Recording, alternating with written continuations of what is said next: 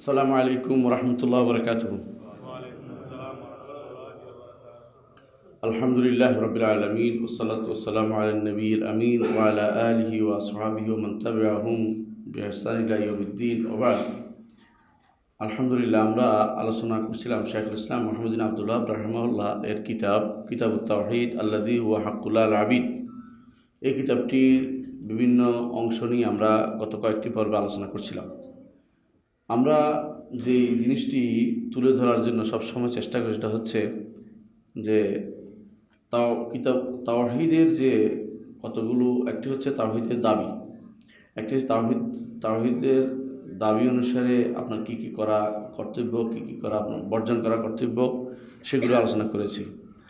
এরপরে তিনি আলোচনা করে তাওহীদ কীভাবে বিনষ্ট হয় সেটা আলোচনা করেছেন। এরপরে তাওহীদ বিনষ্টকারী জিনিসগুলো আর ভাগ করেছেন, যে কখনো হয় তাওহীদুল উলুহিয়াতে শিরিক, কখনো হয় তাওহীদুল রুবুবিয়্যাতে শিরিক, কখনো কখনো আসমা ওয়া সিফাতে শিরিক হয়। আজকে আমরা একটি পর্ব নিয়ে আলোচনা করব যেখানে তাওহীদুল উলুহিয়া, রুবুবিয়্যা, আসমা ওয়া সিফাত সবগুলিতে ঢুকবে, তবে এটা সরাসরি শিরিক নয়। তাওহীদ হচ্ছে হিমায়াতুন নবী সাল্লাল্লাহু আলাইহি ওয়াসাল্লাম, হিমাত তাওহীদ। রাসূলুল্লাহ সাল্লাল্লাহু আলাইহি ওয়াসাল্লাম তাওহীদের চারপাশে পাহারা বসাতেন, তাওহীদের চারপাশে পাহারা বসাতেন। অর্থাৎ এমন কোনো শব্দ যেন ঈমানদারের মুখ দিয়ে বের না হয়, যেই শব্দটি বের হওয়ার কারণে তা তাওহীদের উপরে প্রভাব পড়বে, তাওহীদটা নষ্ট হয়ে যেতে পারে। এই জন্য রাসূলুল্লাহ সাল্লাল্লাহু আলাইহি ওয়াসাল্লাম বেশ কিছু জিনিস নিষেধ করেছেন। যেমন তিনি বলেছেন, কেউ এসে বলল আনতা সাইয়্যিদুন আপনি সাইয়্যিদিনা, আপনি আমাদের সাইয়্যিদের ছেলে। রাসূলুল্লাহ সাল্লাল্লাহু আলাইহি ওয়াসাল্লাম তাকে এটা নিষেধ করেন নাই, তবে সাথে সাথে বলছেন আস-সাইয়্যিদু আল্লাহ, আলিফ লাম দিয়ে যেটা বলে এটা আল্লাহ, আস-সাইয়্যিদু আল্লাহ, যাতে করে কেউ পারতে আস-সাইয়্যিদ না লিখে বলেন। অথচ দেখা যায় আমাদের এখন অনেকেই যারা আরবিতে লেখে আস-সাইয়্যিদ ফুলান লেখে, অথবা বিভিন্ন সময় দেখবেন বিভিন্ন এয়ারপোর্টে, যারা অ্যারাবিয়ান এয়ারপোর্টগুলোতে আছে, আস-সাইয়্যিদ ফুলান করে ডাকতেছে। অথচ আস-সাইয়্যিদ তো আল্লাহ, আর কেউ না।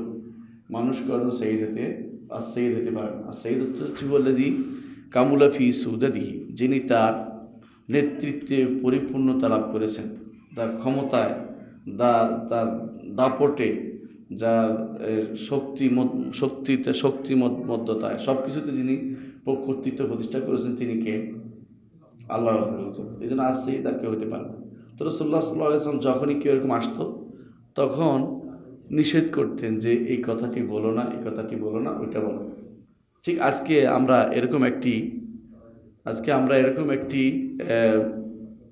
একটি দার্স পড়ব, যেখানে আস-সাইয়্যিদু আল্লাহ এটাও আসবে, সাথে সাথে আরেকটা জিনিসও আসবে, যে যেখানে কিছু জিনিস আছে মানুষ কথাবার্তা বলার সময় একে অপরকে বলে থাকে, এই বলাটা যেন ওয়াইজ হয়, বলাটার মধ্যে কোনো শিরিক না থাকে, বলতে বলতে যেন শিরকের দিকে চলে না যায়। এই জন্য রাসূলুল্লাহ সাল্লাল্লাহু আলাইহি ওয়াসাল্লাম সেটা মানুষের নিয়াত, মানুষের লফজ, শব্দ, নিয়ত, অন্তরের বিষয়, শব্দ উচ্চারণের বিষয় এবং কর্মের বিষয়, এগুলিকে কঠিনভাবে নিয়ন্ত্রণ করতে বলেছেন। যে কথা বলতে বলতে হয়তো একসময় শিরকে চলে যেতে পারে। এই জন্য তিনি বলছেন যে কেউ যেন এইটা না বলে, ওইটা না বলে। আজকে আমাদের যে অধ্যায়টি রচনা করছেন শাইখুল ইসলাম মুহাম্মদ বিন আব্দুল ওয়াহাব, সেটা হচ্ছে বাবুন, অর্থাৎ অধ্যায় লা ইয়াকুলু আবদি ওয়া আমাতি, কেউ যেন না বলে আমার দাস আমার দাসী, আমার দাস আমার দাসী, আবদি ও আমাতি, আমার দাস এবং আমার দাসী কেউ যেন না বলে। চিন্তা করে দেখুন, আবদি ও আমাতি, এটা আসলে এখানে একটা ভুল ধারণা অপনোদন করা দরকার। আবদ এবং আমা কখন হয়? আবদ এবং আমা, কিন্তু আমাদের দেশে কেউ আবদ আমা নাই, দাসদাসী নেই। আমার দেশের কোনো মানুষ দাসদাসী না। আমার দেশের সমস্ত মানুষ হলো হররা, স্বাধীনা। আমার দেশের মানুষরা একে অপরে কাজ করলে এটা হয় আজিরা, মানে কর্মচারী, মানে কাজ করে পয়সা রোজগার করে। সাহাবায়ে কেরামও কাজ করে পয়সা রোজগার করতেন। সাহাবায়ে কেরাম পুরুষরা কাজ করতেন ইহুদিদের বিভিন্ন বাগানে, তার বিনিময়ে টাকা রোজগার করতেন। কখনো কখনো নিজেরা একে অপরের বাগানে কাজ করতেন, টাকা রোজগার করতেন। কখনো কখনো কারো ছাগল চড়াতেন, এরকম বিস্তারিত হাদিসে আসছে। এবং সেখানে কখনো কখনো কারো উট চড়াতেন বা কারো খামার দেখাশোনা করতেন। এগুলো হাদিসে আসছে। এটা হলো আজির, এটাতে কোনো দোষের কিছু না, কারণ দুনিয়াতে আল্লাহ তাআলা দিয়েছেন। আল্লাহ তাআলা বলেছেন যে ওয়াজআলনা বা'দাহুম লিবা'দিন, আল্লাহ তাআলা বলেছেন সুখরিয়া, বা'দাহুম লিবা'দিন সুখরিয়া, একে অপরের কাজে লাগানোর জন্য ব্যবস্থা করে দিয়েছেন। আপনি একা সব কাজ করতে পারবেন না। কেউ যদি বলে যে আমি বিল্ডিংও বানাবো, রড মিস্ত্রিও হব, আবার ইঞ্জিনিয়ারও হব, আবার এটা হবো, সেটা পাগল হয়ে যাবে, কিছুই করতে পারবে না। এই জন্য দুনিয়াতে একে অপরকে আল্লাহ তাআলা একে অপরের কাজের জন্য ব্যবস্থাপনা করে দিয়েছেন। এটার নাম হচ্ছে আজির বা কর্মচারী বা কর্মজীবী। এটা শরীয়তে অনুমোদিত বিষয়, এবং এটা রাসূলুল্লাহ সাল্লাল্লাহু আলাইহি ওয়াসাল্লাম বলেছেন আমানুর রাজুলি বিয়াদিহি, একজন মানুষ কাসব, যেটা উত্তম কাসব, উত্তম অর্জনের মধ্যে এটা হচ্ছে যে কাজ করে খায়। কাজ করে খাওয়াটা, সেটা হালাল যদি কাজ হয় সেটা তার অবশ্যই প্রশংসনীয়, এবং সেটার জন্য রাসূলুল্লাহ সাল্লাল্লাহু আলাইহি ওয়াসাল্লাম বলেছেন যে সবচেয়ে উত্তম এটা হচ্ছে আমানুর রাজুলি বিয়াদি, একজন মানুষ নিজের হাতে কাজ করে খায়, এটা খুব ভালো কাজ। অলস হতে নিষেধ করা হয়েছে। আমরা দেখি আম্বিয়ায়ে কেরাম তারাও কিন্তু কাজ করে খেতেন। রাসূলুল্লাহ সাল্লাল্লাহু আলাইহি ওয়াসাল্লাম নবুয়তের আগে ছাগল চড়াতেন। আলা কারারিত ইবনে আহলে মক্কা, মক্কাবাসীরা কিরাত দিত, এই পয়সা দিত, এই পয়সার বিনিময়ে তিনি ছাগল চড়াই দিতেন। আবার রাসূলুল্লাহ সাল্লাল্লাহু আলাইহি ওয়াসাল্লাম খাদিজার ব্যবসার জন্য কাজ করে খেয়েছেন। এমন আমরা দেখতে পাই ছাগল চড়িয়েছেন মুসা আলাইহিস সালাতু ওয়াস সালাম, আমরা দেখতে পাই। আবার নিজে কাজ করেছেন জাকারিয়া আলাইহিস সালাতু ওয়াস সালাম, কানা নাজ্জার, তিনি নাজ্জার ছিলেন। নাজ্জার অর্থ হচ্ছে এক কাঠের মিস্ত্রি, সুতার বলে যেটাকে, না সুতার। অনুরূপভাবে হাদ্দাদ ছিলেন কোনো অর্থাৎ দাউদ আলাইহিস সালাতু ওয়াস সালাম ছিলেন হাদ্দাদ, লৌহকার, লোহা কর্মকার। দোষের কিছু না, কাজ শরীফ, নিঃসন্দেহে কাজটা শরীফ, কিন্তু কাজটা করার জন্য ইসলাম এক নারীকে এই কাজের বাইরে কাজ করতে অনুমতি দেওয়া হয়নি। হ্যাঁ, পুরুষদেরকে এই কাজটা করতে দেওয়া হয়েছে যে পুরুষ বাইরে কাজ করে নারীকে খাওয়াবে, এটা হলো নিয়ম। আমাদের সমাজে আজ দেখা যায় বেশিরভাগ মানুষই বিপদে পড়ে কখন, যখন নারীদেরকে কাজের জন্য পাঠায়। এটা একটা আসলেই দোষণীয় জিনিস মনে করি। এর কারণে যদি কোথাও কোনো সমস্যা হয়, পুরো পরিবারের যেমন দোষ হয়, দেশেরও দোষ হয়, এবং সমাজেরও তাতে একটা সমস্যা তৈরি হয়। আমাদের দেশ থেকে যারা সৌদি আরব যায় বা বিভিন্ন দেশে যায়, ওরা কাজ করতে যায়, ওরা দাসদাসী নয়। দাসদাসী হয় কখন, এটা জানা দরকার। ইসলাম এবং কাফেরের মধ্যে কোনো যুদ্ধ হলে, ইসলাম এবং কাফেরদের সাথে কোনো যুদ্ধ হলে, কোনো আমিরের নেতৃত্বে চুরি করে চোরা গুপ্ত হামলা নয়, বা কাউকে কেউ ধরে আনছে বিক্রি করার জন্য, সেটা নয়। বরং কেউ যদি কাউকে বিক্রি করে, জোর করে বিক্রি করে দেয়, এটার জন্য রাসূলুল্লাহ সাল্লাল্লাহু আলাইহি ওয়াসাল্লাম বলেছেন যে কেউ যদি কাউকে, কোনো স্বাধীনকে জোর করে বিক্রি করে দেয়, এবং রাসূলুল্লাহ সাল্লাল্লাহু আলাইহি ওয়াসাল্লাম বলেছেন যে কিয়ামতের মাঠে আমি তার বিরুদ্ধে দাঁড়াবো, কঠিন শাস্তির কথা বলেছে, কিয়ামত তার বিরুদ্ধে তিনি দাঁড়াবেন। অথচ আমাদের দেশের নারীদেরকে কেউ ভারতে, কেউ পাকিস্তানে বিক্রি করা হচ্ছে। এটা হচ্ছে আসলে হারাম কাজ, পুরোটাই হারাম। বিক্রি করলেও তারা দাসী হবে না, এরাদেরকে জুলুম করা হচ্ছে, এরা ফিরে আসতে হবে দেশে, এবং এরা স্বাধীন কোনোদিনও দাসী হবে না। বিক্রি করেছে সে অন্যায় করছে, যে কিনছে সে অন্যায় করছে, উভয় অন্যায়, কেন কোনোদিন দাসী হবে না। এই জন্য দাসী ধরে রাখলে হয় না। বর্তমান সমাজে আমি যেটা বলতে চাচ্ছিলাম যে মুসলিম এবং কাফেরদের মধ্যে যুদ্ধ হলে, সেই যুদ্ধ, এটা হয়তো হবে কোনো রাষ্ট্রপ্রধানের নেতৃত্বে, সেই যুদ্ধের পরে যদি কোনো কাফেররা হেরে যায় এবং তাদের নারীরা আমাদের হস্তগত হয়ে যায়, তখন রাষ্ট্রপ্রধান সেখানে কয়েকটি নীতি অবলম্বন করতে পারবেন। এক নম্বর হচ্ছে তাদেরকে হত্যা করা, বা ইন্না আমার নাম বাদু ইম্মা ফিদান, অথবা দয়া করে ছেড়ে দিতে পারবেন, অথবা ফিদিয়া নিয়ে, অর্থাৎ মুসলিম কয়েদি যে ওদের কাছে আমাদের কোনো কয়েদি থাকলে সেগুলির বিনিময় দিয়ে সেগুলিকে নিয়ে আসতে পারবেন। হ্যাঁ, অথবা সবশেষে যদি দেখে যে না এত কিছু আমাদের আলহামদুলিল্লাহ আমাদের কেউ কয়েদি ওখানে নাই, আমাদের কাউকে দয়া করার প্রয়োজন নাই, তখন সেখানে তিনি তাদেরকে দাসী হিসাবে মানুষের মধ্যে, বিজেতাদের মধ্যে বন্টন করে দিতে পারবেন। যারা যুদ্ধে অংশগ্রহণ করেছে তাদের মধ্যে বন্টন করে দিতে পারবেন। তারা যদি সেটা বিক্রি করে দেয়, তাহলে তারা সেটা বিক্রি করতে পারবে এবং অন্যদের হাতে হস্তগত হতে পারবে। এইটা হচ্ছে ইসলামের শাশ্বত নিয়ম, এটা পরিবর্তন করার কোনো অধিকার কারণেই। ইন্টারন্যাশনাল ট্রিটি অনুসারে এখন বর্তমানে কেউ কাউকে দাস বানাতে পারে না। এটা দুর্ভাগ্যবশত মুসলিমদের উপর তারা যথেষ্টভাবে প্রয়োগ করে, কিন্তু অমুসলিমরা ঠিকই তাদের দাস দাসীর পরিক্রমা রেখে দিয়েছে এবং মুসলিম দেশে এখনও সেরকম অবস্থা দেখা যায়, তারা মানুষের কষ্ট দিচ্ছে। বোঝা গেল যে আমাদের উপর দিয়ে আইন, তাদের উপর দিয়ে আইন তারা মুখে বলে কিন্তু পরিচালনা করে না। অনেক সময় আমাদের দেশগুলো দখল করার পরে আমাদের নারীদেরকে বা আমাদের পুরুষদেরকে যে সমস্ত নির্যাতন করা হয় সেগুলো দাস দাসীর চেয়ে কম নির্যাতন নয়, সেগুলো আমরা দেখতে পাই। এর একমাত্র কারণ হচ্ছে যে আমরা এখন হয়ে গেছি হামিশুল উমাম, জাতিসমূহের সবচেয়ে একপাশে জাতি হয়ে গেছে, যাদেরকে আমরা জিজ্ঞাসা করার প্রয়োজনও মনে করে না। এই অবস্থায় আমরা উপনীত হয়েছি। আল্লাহ তাআলার কাছে দোয়া করি আল্লাহ যেন আমাদেরকে আবার আমাদের শৌর্য বীর্য এবং সেই সক্ষমতা ফিরিয়ে দেন, আমিন। যেটা বলছিলাম যে তাহলে যদি ওইরকম কোনো যুদ্ধে মুসলিমরা কোনো দাস বা দাসী হস্তগত করে, এখন কি কেউ বলবে যে আমার দাস বা আমার দাসী? এইটা হচ্ছে প্রশ্ন, এটা হচ্ছে হাদিসের কথা। হাদিসে আসছে, এখানে শাইখুল ইসলাম মুহাম্মদ আব্দুল্লাহ রাহিমাহুল্লাহ যে অধ্যায় রচনা করছেন হাদিস নিয়ে আসছেন, তিনি বলছেন ফিস সাহি। যখন ফিস সাহি বলে সাধারণত বুখারী বোঝায়, ফিস সাহি বললে সাধারণত বুখারীতে বোঝায়, কিন্তু শাইখুল ইসলাম মুহাম্মদ আব্দুল্লাহের ইস্তিলাহ হলো সহি অর্থ হচ্ছে সহি হাদিসে। সেটা বুখারী হতে পারে, মুসলিম হতে পারে, অথবা উভয়টা হতে পারে, অথবা উভয়টার বাইরেও হতে পারে, কোনো সমস্যা নেই। হাদিসটা সহি বলে অনেক শিওর হয়েছেন, এই জন্য তিনি ফিস সাহি লিখেছেন, এতে কোনো সমস্যা নেই। এটা হলো মুস্তালাহ। আর নিয়ম হলো পরিভাষা। পরিভাষা আরবিতে বলা হয় লা মুশাহাতা ফিল ইসতিলাহ, পরিভাষাতে কোনো ঝগড়া করা যাবে না, যদি না সেখানে কোনো পরিভাষার কারণে কোনো কোনো বিধানগত বিভাগের সমস্যা হয়, ততক্ষণ কিন্তু পরিভাষা কোনো সমস্যা নেই। কিন্তু পরিভাষা যদি কোনো বিধানের সমস্যা হয় তখন সে পরিভাষা পরিত্যাগ করতে হবে, পরিভাষা পরিত্যাগ করতে হবে। বিধানগত সমস্যা যেমন পরিভাষা আমাদের দেশে আল্লাহকে খোদা বলে, তাই না?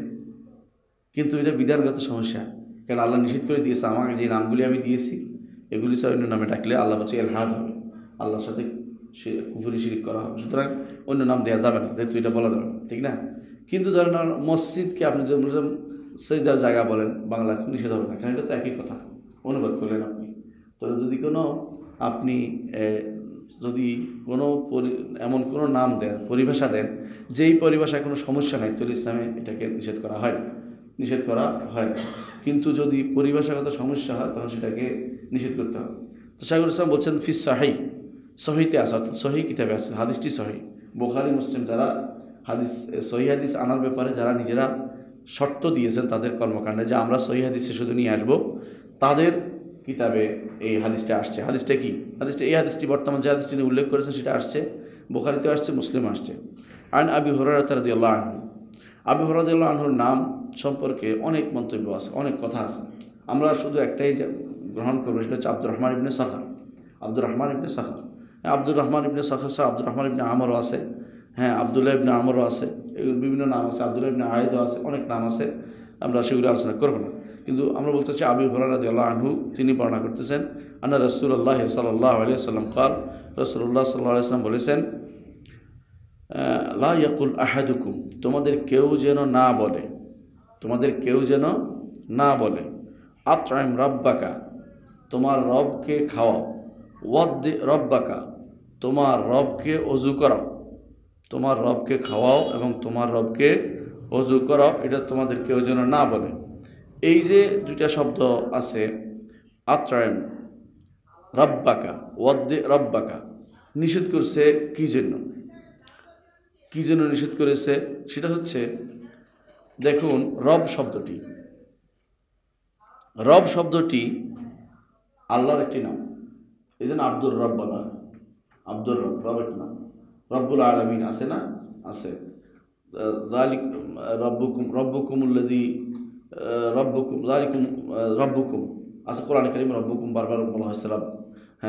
তিনি আমাদের রব, তাই না? তো তিনি আমাদের রব হিসাবে, রব যিনি, যে রব এটা আল্লাহর নাম, সুতরাং আল্লাহর নামকে আরেকজনকে দিবেন কিনা, প্রশ্ন হচ্ছে এটা। আল্লাহর কিছু নাম আছে যেগুলো কোনোভাবেই অন্য কারোর জন্য দেয়া যাবে না, যেমন রহমান, যেমন রাজ্জাক, অর্থাৎ ফাআলান এবং ফাআল দুইটা ওজন, যারা আরবি জানে তাদের জন্য সহজ। ফাআলান এবং ফাআল দুইটা ওজন, কখনো এই নামগুলি এর সাথে আল্লাহর কিছু নাম আছে, এগুলো কখনো আর কারোর জন্য দেওয়া যায় না, কোনোভাবেই না। যেমন রহমান কোনো শব্দ আগে পিছিয়ে লাগাইয়াও কোনোভাবেই কারোর জন্য দিতে পারবে না, কার হবে? আল্লাহ। রাজ্জাক কোনো ক্রমেই ব্যক্তি বিশেষের নাম বা কিছু হতে পারে না। যার নাম আব্দুর রাজ্জাক তাকে আব্দুর রাজ্জাকে ডাকতে হবে, রাজ্জাক ডাকা যাবে না, রাজ্জাক ডাকা যাবে না, ভাই বললেও কাজ যাবে না।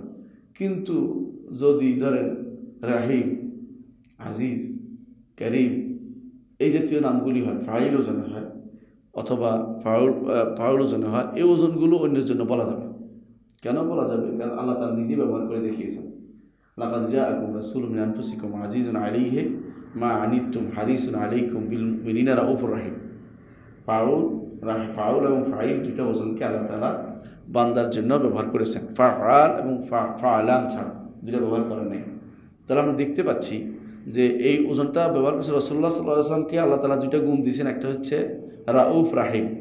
এমনি রাউফ কার নাম?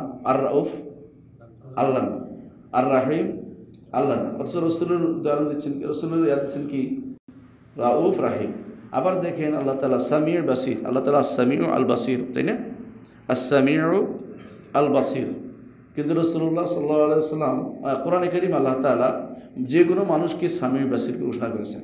হাল আতা আলাল ইনসানি হিনুম মিনাদ দাহরি লাম ইয়াকুন শাইআন মাযকুরা ইন্না খালাকনাল ইনসানা মিন নুতফাতিন আমশাজিন নাবতালিহি ফাজআলনাহু সামিআন বাসীরা। মানুষকে আমি করেছি, হ্যাঁ, সে শোনে এবং সে দেখে, এরকম একটি প্রাণী তৈরি করেছি। শব্দ বলছেন সামিউ বাসীর, অথচ আস-সামিউ আর বাসীর কার নাম? আল্লাহর নাম।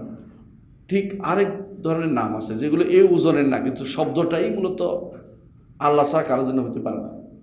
যেমন ধরেন ইলাহ, রব, এগুলো ওই ওজনের না, ফাইল ফাউল ফাইলান ওজনের না, কিন্তু এগুলো শব্দটাই পুরোপুরি আল্লাহর জন্য নির্ধারিত। কিন্তু এটার সাথে এদাফত হইলে হুকুম বেশ কম হয়। এটা আমরা আজকে আলোচনার বিষয়। যেহেতু কেন বলেছেন যে তোমাদের কেউ যেন না বলে তোমার রবকে খাওয়াও, তোমার রবকে ওযু করাও, এটা কেন নিষেধ করা হয়েছে? আর রব শব্দটি এটা কিন্তু নিষেধ দুই রকমের আছে, একটা হচ্ছে মাকরু অপছন্দনীয়, একটা হচ্ছে হারাম। দুই রকমের নিষেধ আছে আপনারা জানেন, একেবারে কঠিনভাবে নিষেধ, একটা হচ্ছে সাধারণভাবে নিষেধ। অবস্থা অনুসারে কখনো কখনো এটা শিরক হয়, অবস্থা অনুসারে কী হবে? শিরক হয়ে যাবে। আর কখনো অবস্থা অনুসারে এটা সাধারণ নিষেধাজ্ঞার মধ্যে থাকবে, আবার অবস্থা অনুসারে কখনো কখনো এটা বড় নিষেধাজ্ঞার ভিতরে পড়ে যাবে, অর্থাৎ হারামের পর্যায়ে চলে যাবে, হারামের পর্যায়ে চলে যাবে। আর কারণ হলো মাকরু তানজিহি হয়, যেটা অপছন্দনীয় কাজ, ঠিক বলা ঠিক হবে না। এখানে দুই ধরনের কথা হতে পারে। কেউ বলছেন যে এই যে হাদিসটার উদ্দেশ্য হচ্ছে কেউ যেন কার দাসীকে এটা না বলে যে তুমি তোমার রবকে খাওয়াও, তুমি তোমার রবকে ওযু করাও, এটা হারামও হইতে পারে, এটা সাধারণ নিষেধাজ্ঞা হইতে পারে, যেটা যদি করলে ধীরে ধীরে এটা কী বলবে, তারে আল্লাহর জায়গায় বসাই দিয়ে কিনা এই জন্য নিষেধ করা হয়েছে। তো আমরা এখানে আমরা দেখি এখানে যে যখন একজন মানুষ বলে যে আব্দি ও আমাতি, আমার দাস আমার দাসী, এটা দুইটা সুরত হতে পারে।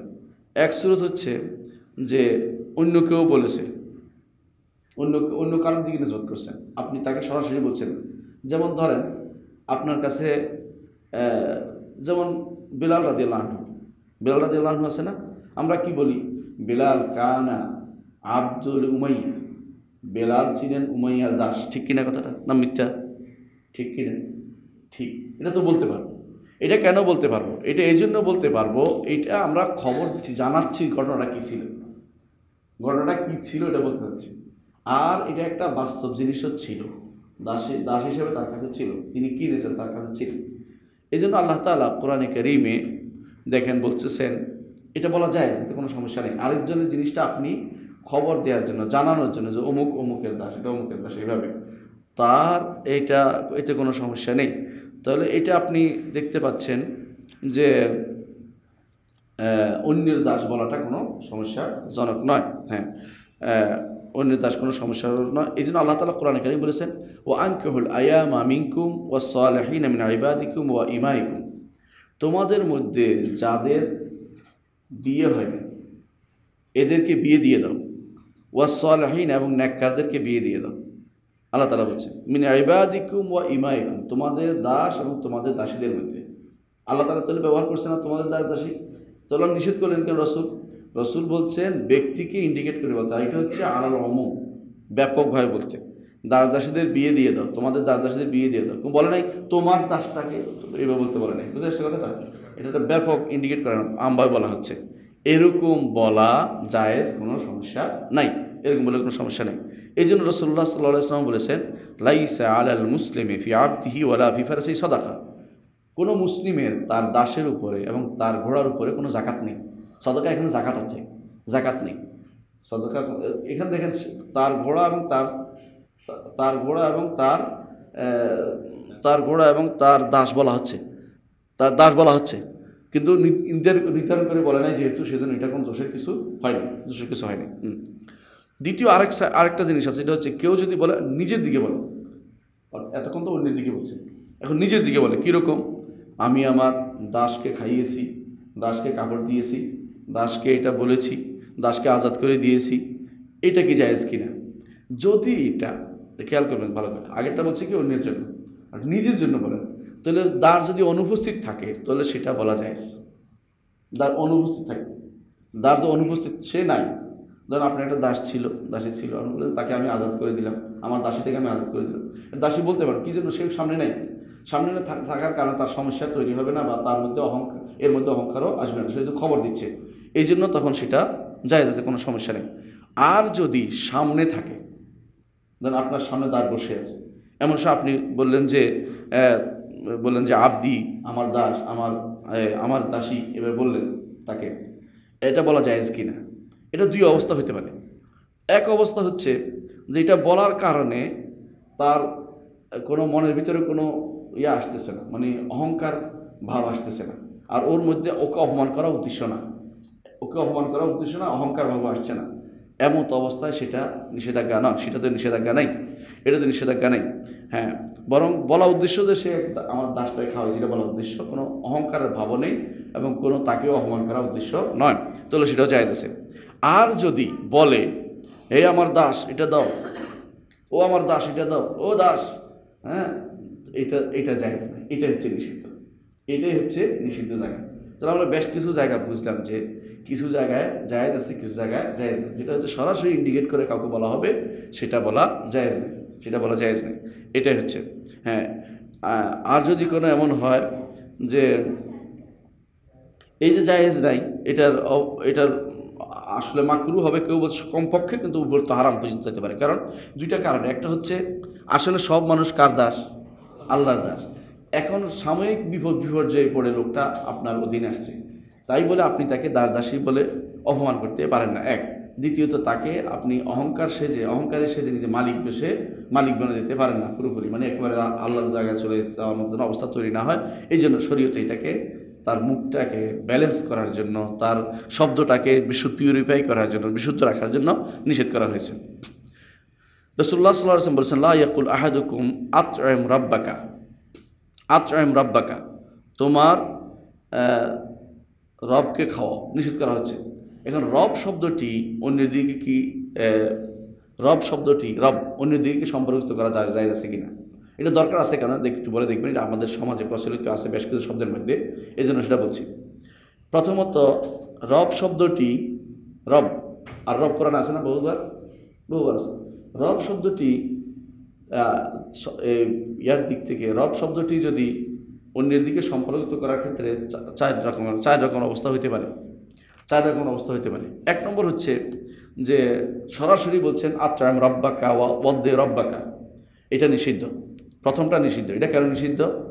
এই জন্য নিষিদ্ধ যে এর মাধ্যমে একটা খারাপ অর্থ চলে আসে। সেটা কি? যে সে যেন তাকে খাইয়েছে, অথচ খাওয়ায় কে? আল্লাহ। বুঝতে পারছেন কথাটা? খাওয়ায় তো আল্লাহ। এটা একটা নিষিদ্ধ জিনিস। দ্বিতীয় যে কারণ, সেটা হচ্ছে এটা আদবেরও খেলাফ। কারণ আল্লাহর সাথে যেটা ব্যবহৃত, এটা ব্যক্তি বিশেষের সাথে ব্যবহৃত করা উচিত না। সরাসরি তুমি তোমার রবকে খাওয়াও, তুমি বলছো রব তো আল্লাহ, হ্যাঁ, এটা তো হতেই পারে না। এই জন্য এই জায়গাটা নিষিদ্ধ হবে। আবার দেখেন, দ্বিতীয় আরেকটি কারণ নিষিদ্ধ, সেটা হচ্ছে যে উল্টা দিকতে দেখেন, এটা যখন বলেছে উল্টা দিকতে সে অপমান বোধ করতেছে, যে তুমি তোমার রবকে খাওয়াও, বুঝছো, আমি দাস, আমাকে অপমান করছে। ইসলাম এই জাতীয় অপমান বোধ যেন না থাকে, এই জন্য রব শব্দটি সরাসরি কাউকে সম্পর্কিত করে তোমার বলে, তোমার রব বলাটা, তোমার রবকে খাওয়া, তোমার রবকে পান করাও, তোমার ওযু করিয়ে দাও, এই জাতীয় শব্দ ব্যবহার করতে নিষেধ করা হয়েছে সরাসরি। এটা হাদিসের ভাষ্য। এটা আরেকটা আছে যে সরাসরি তাকে বলেন নাই, বরং গায়েব বলছেন, অর্থাৎ অনুপস্থিত কোনো বলেছেন। যেমন বলেছেন রাসূলুল্লাহ সাল্লাল্লাহু আলাইহি ওয়াসাল্লাম নিজেও বলেছে, আনতালিদাল আমাতু রব্বাহা। কিয়ামতের আলামতের মধ্যে একটা কি? দাসী তার মনিবকে জন্ম দেবে, তাই না? রাসূল বলেছেন আনতালিদাল আমাতু রব্বাহা। রব্বা তাহা যেটা বলছে সমস্যা নেই, কিন্তু রব্বাতা বললেই মহিলা বোঝায়, এটা আল্লাহ তাআলার সাথে সম্পৃক্ত হয় না। রব্বা কোনো আল্লাহর নাম নয়, রব আল্লাহর নাম। সুতরাং যেহেতু রব্বাহা আসছে, আনতালিদাল আমাতু রব্বাহা, আনতালিদাল আমাতু রব্বাহা, এখানে দেখেন দাসী তার মনিবকে, রবকে প্রসব করে, রব শব্দ আসছে। আমরা অনুবাদ করে মনিব করি, সমস্যা নেই, মনিব করার অনুবাদটা একটা ভদ্র অনুবাদ, কিন্তু আরবি শব্দ আসছে রব। দাসী তার রবকে, তার বলছি, তোমার বলিনি, খেয়াল করছেন? এটা কি বলা হয়? থার্ড পার্সন বলা হচ্ছে। এরকম থার্ড পার্সন বলা হলে শরীয়তে এটা নিষেধাজ্ঞা নেই। কেন নিষেধাজ্ঞা নেই?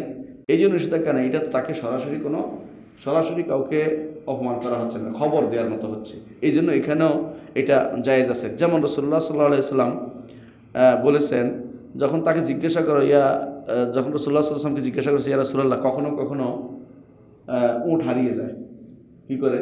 উট হারিয়ে যায়, তো আমি যদি হারানো উটটা পাই আমি কি করব? রাসূল কি বলছেন জানেন? এত বড় উট হারানো, এটা তোর ধরার দরকারটা কি? ওটা ছেড়ে দাও, তার রব তাকে হাত্তা ইয়াজিদাহা রব্বুহা, রব শব্দ ব্যবহার করছেন, তার রব তারে খুঁজে বের করবে। রাসূল নিজে ব্যবহার করছেন তার রব। তাহলে এরকম থার্ড পার্সন হইলে এখানে রব ব্যবহার করা কোনো দোষণীয় নয়। কিন্তু সরাসরি খতাব দিয়ে তোমার বলা, এটা হচ্ছে নিষেধাজ্ঞা আসছে। এই জন্য কোরআনে কারিমে আল্লাহ তাআলা বলছেন যে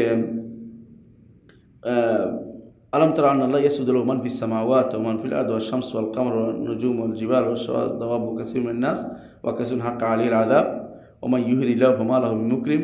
আপনি কি দেখেননি আল্লাহ তাআলা বলছেন, আল্লাহ তাআলা যখন সিজদা করে আসমান জমিনে যা আছে সব, এবং সূর্য চন্দ্র তারকা গাছ গাছালি সব কিন্তু আল্লাহর জন্য সিজদা করে। তাহলে এগুলো কোনোটাই বলতে পারবেন না যে যেমন আপনি সূর্যের রব, চাঁদের রব এরকম বলতে পারবেন না, অথবা আপনি কোনো গাছের রব এটা বলতে পারবেন না। কেন বলতে পারবেন না? কারণ গাছ মালিককে আল্লাহ। আপনি গাছের মালিক বলতে পারবেন, কিন্তু গাছের রব বলতে পারবেন না। গাছের প্রতিপালন করে আল্লাহ, তিনি না উঠলে উঠেই না, এটাও বলতে পারবেন না। আচ্ছা, 3 নম্বর আরেকটা হচ্ছে সরাসরি আপনি বললেন যে আমার রব। যেমন কি বললেন যে তিনি তো আমার রব। ধরেন দাসে বলল যে মালিককে, মনিবকে বললো তিনি আমার রব, এটা বলতে পারবে কিনা? এই ব্যাপারে আমরা বলছে দাসে যদি বলে এবং তার উদ্দেশ্য যদি হয় আল্লাহ, উদ্দেশ্য না হয়, তাহলে সেটা বলতে পারবে। এর প্রমাণ হচ্ছে ইউসুফ আলাইহিস সালাতু ওয়াস সালাম বলছে, কোথায়? যখন ইউসুফ আলাইহিস সালাতু ওয়াস সালামকে তার কি প্রতিপালনকারিনী কি করলেন? ফুসলালেন খারাপ কাজের জন্য। তখন তিনি বললেন মাআদাল্লাহ, কখনো এটা হতে পারে না, ইন্নাহু রব্বি, তিনি আপনার স্বামী যে, তিনি তো আমার প্রতিপালক। রব্বি আহসানা মাসওয়ায়া, তিনি আমার সুন্দর ব্যবস্থাপনা করে দিয়েছেন, এত সুন্দর ব্যবস্থাপনা করে দিয়েছেন, আমি অন্যায় করতে পারি না। ইন্নাহু লা ইফলিহু যালিমুন, আমি জুলুম করতে পারি না। জুলুম কি?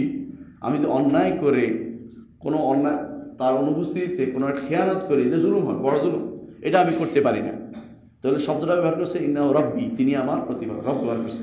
তো দাস যদি বলে যে তিনি আমার রব, তাহলে এটা বলতে কোনো দোষণীয় নয়, এটা আল্লাহ বলেছেন, কারণ যেহেতু কোরআনে কারিমে শব্দটা আছে, বুঝতে পারছেন?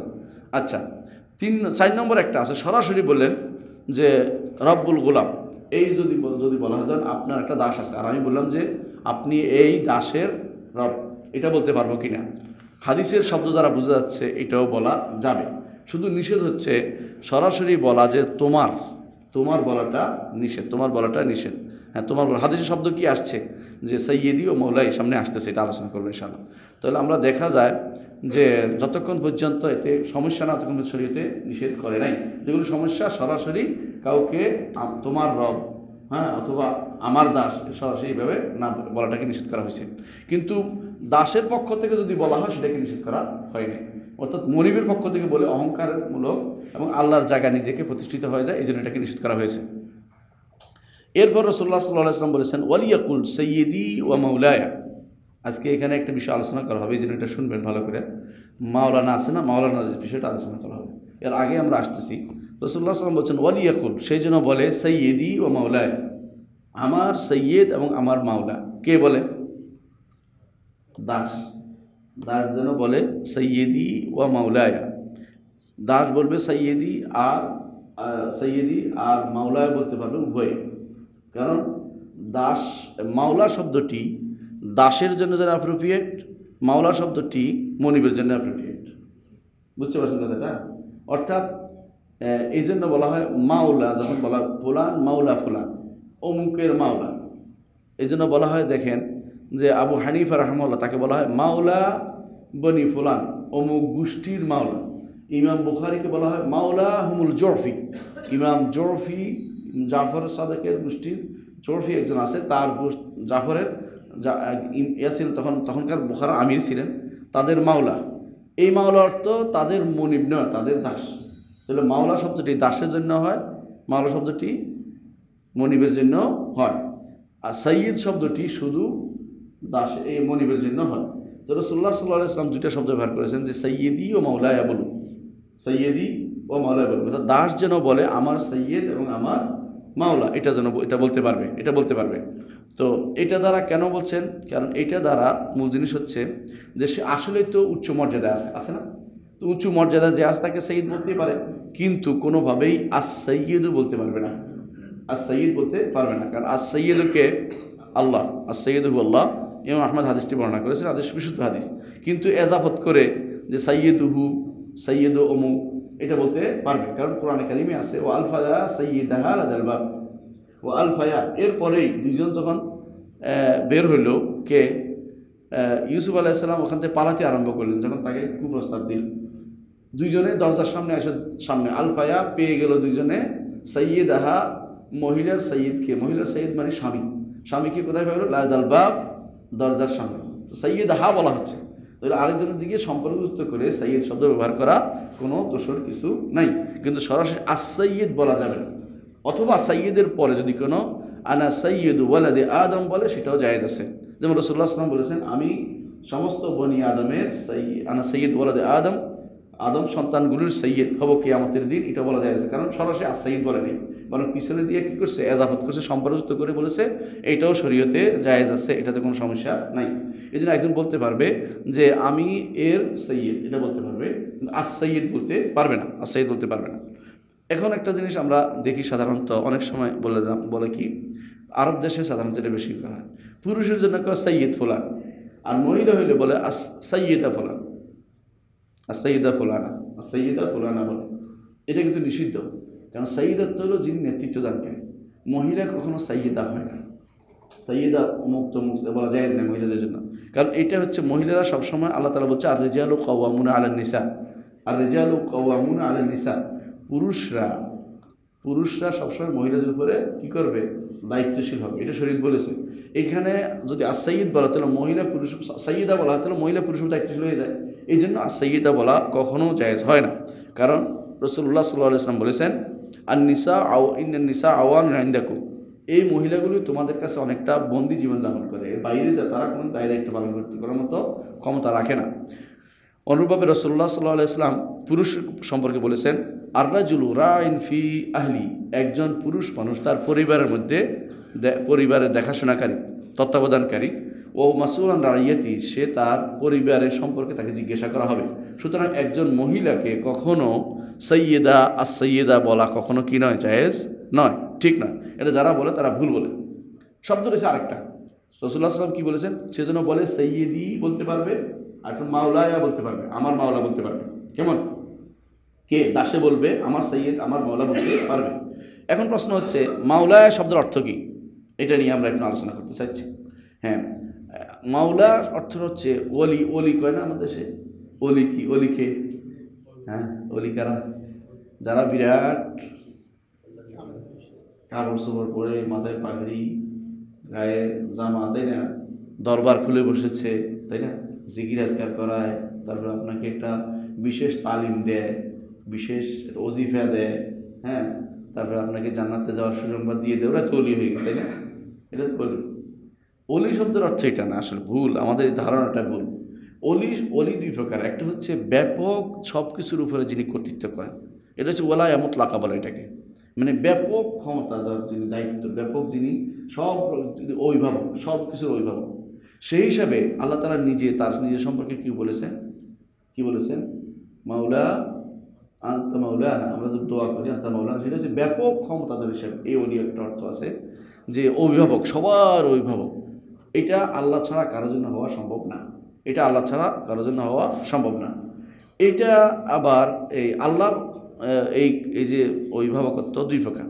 একটা হচ্ছে মানুষ চাক আর না চাক আল্লাহর কাছে ফিরে যেতে হবে না, আল্লাহ তাআলা এটাই বলছে সুম্মা রুদ্দু ইলাল্লাহি মাওলাহুমুল হক।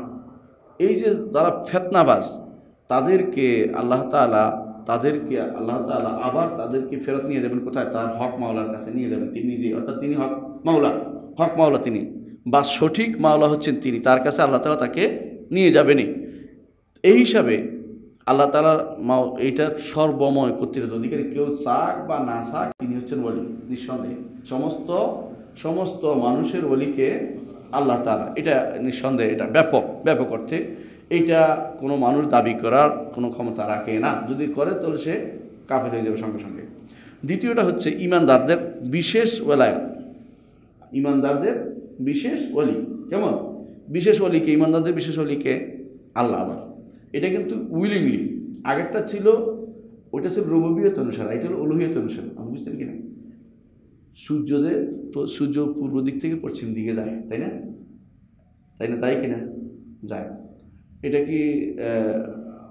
কি রুবুবিয়ত অনুসারে না উলুহিয়ত অনুসারে? রুবুবিয়ত অনুসারে। উলুহিয়ত অনুসারে আমি যে মসজিদে আসি ইবাদত করি, এটা হলো উলুহিয়ত অনুসারে। কিন্তু একজন মানুষ যে হিন্দু মরে না মরে, বৌদ্ধ মরে কিনা মরে, সে কি মরাটা হচ্ছে রুবুবিয়ত অনুসারে তাকে মরতে হচ্ছে, আর উবুদিয়ত হচ্ছে সে দাসত্ব করতে করতে মরতেছে, আর উইলিংলি। তো সাধারণভাবে সমস্ত কিছুর ওলিকে আল্লাহ, এটা ওলায়া রুবুবিয়া, মানে রব হিসাবে তিনি ওলি। আরেকটা হচ্ছে ওলায়া উলুহিয়া হিসাবে তিনি ওলি। আবার সেটা কাদের? শুধু ইমানদারদের তিনি ওলি, শুধু ইমানদারদের। এই জন্য কোরআনে কারিমে আল্লাহ তাআলা উল্লেখ করেছেন যে ওয়াল কাফিরিনা লা মাওলা লাহুম যালিকা বিআন্নাল্লাহা মাওলাল্লাযিনা আমানু।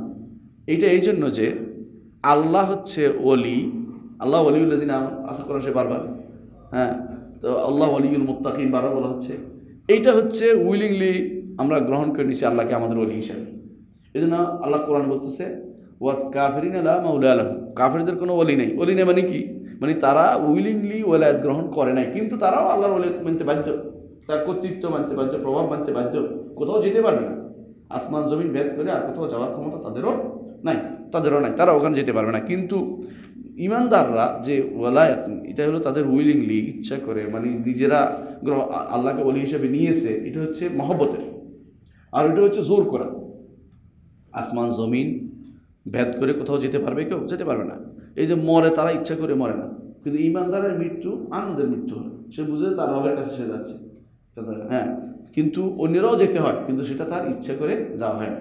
তাহলে আমরা দেখতে পাচ্ছি ওলায়াত দুই প্রকার। একটা হচ্ছে আম্মা, ব্যাপক, এটা সবার উপরে, কেউ ইচ্ছা করলেও এটা থেকে বেরোতে পারবে না, অভিভাবকত্ব থেকে বেরোতে পারবে না। আরেকটা হচ্ছে কেউ আমি জোর করে, আমি নিজে উইলিংলি আল্লাহকে অভিভাবক বানাচ্ছি মন খুশি করে, এটা হচ্ছে ওলায়া খাসা। এটা কাদের? ইমানদারদের। এটা কাদের? ইমানদারদের ওলি হচ্ছে কি? আল্লাহ তাআলা। এই জন্য আল্লাহ তাআলা বারবার কোরআনে কারীম বলেছেন যে আল্লাহ ওলিউল্লাযিনা আমানু ইখরিজুহুম মিনাজ যুলুমাতি ইলান নূর, হ্যাঁ, ওয়াল্লাযিনা কাফারু আউলিয়াহুমুত তাগুত ইখরিজুনা মিনান নূর ইলা যুলুমাত উলাইকা আসহাবুন নার হুম ফিহা খালিদুন। তাহলে দেখা যাচ্ছে যে এই দুই রকমের ওলায়াত আছে কি না? এটা হচ্ছে ব্যাপক ওলায়াতের বিষয়, কিন্তু অর্থাৎ আল্লাহর সাথে সম্পৃক্ত দুইটা এই ওলায়াত আছে। আরেকটা ওলায়াত হচ্ছে দুনিয়ার কর্মকাণ্ডের সাথে সম্পৃক্ত। মানুষ কি একে অপরের ওলি হতে পারে কিনা? হতে পারে।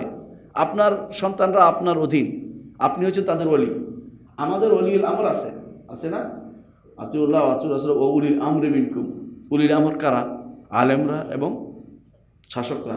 তাহলে ওলি দুনিয়ার কর্মকাণ্ডে মানুষও ওলি হয়। আবার ব্যাপক অর্থে ওলিকে আল্লাহ তাআলা, সেটাও দুই ভাগে বিভক্ত, বলছি না? আর দুনিয়ার কর্মকাণ্ডে মানুষ ওলি হয়, এইটাও কয়েক ভাগে বিভক্ত। একটা হচ্ছে যেমন সাহায্যকারী অর্থে, সাহায্যকারী অর্থে। যেমন ছোটো বাচ্চাকে আপনি বড় করে তুলতেছেন, আপনি ছোটো বাচ্চার ওলি, হ্যাঁ, আবার তার কর্মকাণ্ড আপনি দেখাশোনা করেন, একজন দাসের দায় দায়িত্ব আপনি নিচ্ছেন পুরোপুরি। এটা কিন্তু একটা লাভও আছে। লাভ কি জানেন? আগেকার দিনে দুই ধরনের ওলি হইতো, এটা বুঝে দেখেন। ধরেন বর্তমান সমাজে কেন এটা নাই, এটা সমস্যা হচ্ছে এটাই। আগেকার কি দিনে দুই ধরনের ওলি হইতো, একটা হচ্ছে দাসের ওলি, মুরব্বী, বাচ্চা কাচ্চার ওলি বড় করে তুলছে। আরেকটা হচ্ছে যার হাতে কেউ ইসলাম গ্রহণ করে তার ওলি হিসেবে বিবেচিত হতো। ধরেন আপনার হাতে একজন ইসলাম গ্রহণ করছে, আপনি তার পুরো দায়িত্ব গ্রহণ করতে হবে। সে রাস্তার মধ্যে ছেড়ে দিতে পারবেন না, মসজিদে ভিক্ষা করতে পারবেন না। আপনার দায়িত্ব হচ্ছে তাকে দেখাশোনা করা। এটা ছিল ওলি। এটার নাম হচ্ছে, এইটাই হতো ইমাম বুখারীর যে ওয়ালা ছিল, এটা এই দাসত্ব ছিল না, এটা ছিল ওয়ালাউল ইসলাম বলে। ওয়ালাউল আবদ, ওয়ালাউল আতাকা, ওয়ালাউল ইসলাম, দুটা ভাগ ছিল। যে দাসত্বের কারণে যে ওলি হয়, আরেকটা দাসত্বের কারণে ওলি নয়, বরং সে হয়েছে কিসের কারণে? তার হাতে ইসলাম গ্রহণ করার কারণে ওলি হয়েছে। তো দুইটাই কিন্তু ইসলামের অনুমোদিত জিনিস। কিন্তু আমরা সর্বশেষে এই জিনিসটা ছেড়ে দেওয়ার কারণে যারা কারো হাতে ইসলাম গ্রহণ করে বা ইসলাম গ্রহণ করে বা তার খোঁজ খবরও রাখে না, পরবর্তীতে আবার সে ঘুরে তার দেশে এতে চলে যায়। অনেক সময় কেউ তার কাছে বিয়ে দিতে চায় না, অনেক সময় কেউ তাকে দেখাশোনা করে না, কিন্তু ন মুসলিম, তার গায়ে গন্ধ, তার আশেপাশে চলা যাবে না, এটা হয় বাড়তি কথাবার্তা বলে পুরো সমাজটাকে। অথচ ঠিকই খুশি দেখেন, আপনারও 8 পুরুষ 9 পুরুষ আগে আপনিও এরকমই ছিলেন, আপনারাও হিন্দু ছিলেন অথবা কিছু একটা ছিলেন, তারপর আপনি ইসলাম গ্রহণ করছেন, কিন্তু ওইটাও বড় দেখে না। তারা দেখে এখন, হ্যাঁ আমি তো এখন অনেক কিছু হয়ে গেছি, এরকম কিছু মনে করে। তো ইসলামের দৃষ্টিতে যে কেউ কারো অভিভাবক হবে, হ্যাঁ, সে ওলি, সে কি ওলি, এটা হচ্ছে বড় কথা। এই জন্য আল্লাহ তাআলা কোরআনে কারীম বলেছেন, ওয়াইন তাযাহারা আলাইহি ফাইনাল্লাহু হুয়া মাওলাহু ওয়া জিবরিলু ওয়া সালিহুল মুমিনিন ওয়াল মালাইকাতু বা'দা যালিকা যাহির। হ্যাঁ, আল্লাহ তাআলা বলছেন যে যদি আয়েশা এবং যদি হাফসা দুইজনে যদি তওবা না করে, ফিরে না আসে, রসুলের উপরে বাড়াবাড়ি করে, হ্যাঁ, নিষেধ করেছেন জোর করে, তাহলে আল্লাহ তাআলাই রসুলের ওলিকে আল্লাহ, আর জিবরিল এবং ভালো ইমানদাররা এদেরকে এরা হচ্ছে এদেরকে আল্লাহ তাআলা সাহায্য করবেন। হ্যাঁ, ওয়াল মালাইকাতু বা'দা যালিকা যাহির, রসুলকে আল্লাহ তাআলা সাহায্য করবে এদের মাধ্যমে, এটা বলেছেন। রাসূলুল্লাহ সাল্লাল্লাহু আলাইহি ওয়াসাল্লাম বলছেন, মান কুনতু মাওলাহু ফাআলিয়ুন মাওলাহু, যে আমি যার, এই হাদিসটা যদি কেউ দুর্বল বলেছেন, কিন্তু কেউ হাসানও বলেছেন। মোটামুটি হাদিসটা আমরা ধরে নিচ্ছি, শব্দটা দরকার আমার।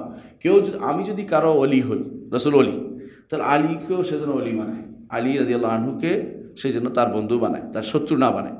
বর্তমানে আলী রাদিয়াল্লাহু আনহুর ঘরে 2 গ্রুপ আছে।